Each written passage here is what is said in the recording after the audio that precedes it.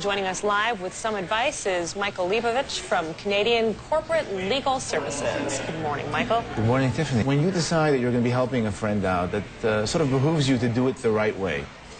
And the right way to do it is obviously avoiding misunderstandings.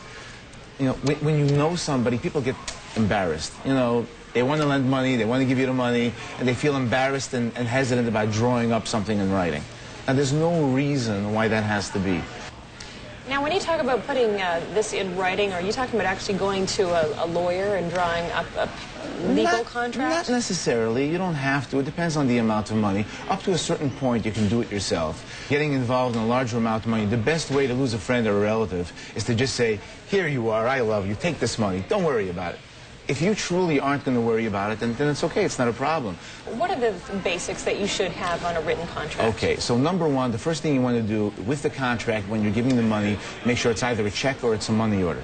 You've got a copy, you've got a date, you've got the amount, there's no mistaking it. You don't have to go thumbing through your bank book and going, I think that's the day that I gave him the money, because that's really going to cause some problems. The second thing you want on a piece of paper is who is it with? It's between me and Fred, or it's between me, Fred, and Kathy, his wife. So you know exactly who it is that's got to repay the money.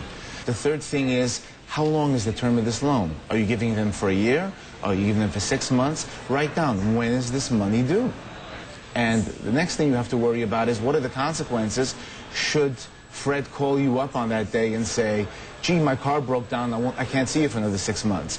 You want to make sure that you're covered with that, so that if there are consequences to it, that they are in writing. So that you say, well, look, I want to help you out, but you have to understand, I need the money as well.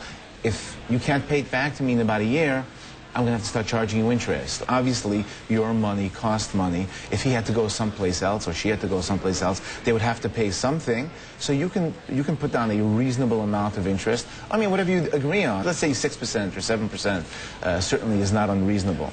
Now, what happens if he pays you back with a check and the check bounces? You should have that covered as well. What's he going to do about it? What are you going to do about it? So these are important things. I think this is something you can draw up yourself. You don't need to go to a professional. If it's a larger amount of money, it's not a bad idea. So the basic points to get over are, number one, who are the parties? Number two, what you agreed to? Number three, the amount that was lent. The due date is very important, and what happens if it's not paid. All right, Michael, very good advice. We've been speaking to Michael Leibovich from Canadian Corporate Legal Services.